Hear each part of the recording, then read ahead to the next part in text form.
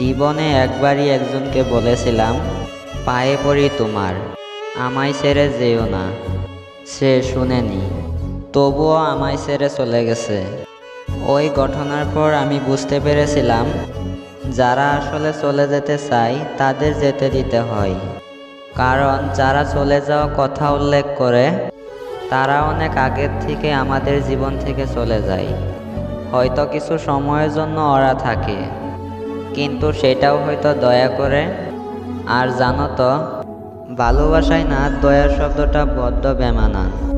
ভালোবাসায় আবদার থাকতে পারে, ভালোবাসায় মান অভিমান থাকতে পারে, মন অভিমান ভাঙার জন্য বাচ্চামি স্বভাবগুলো থাকতে পারে, তবে দয়া নয়।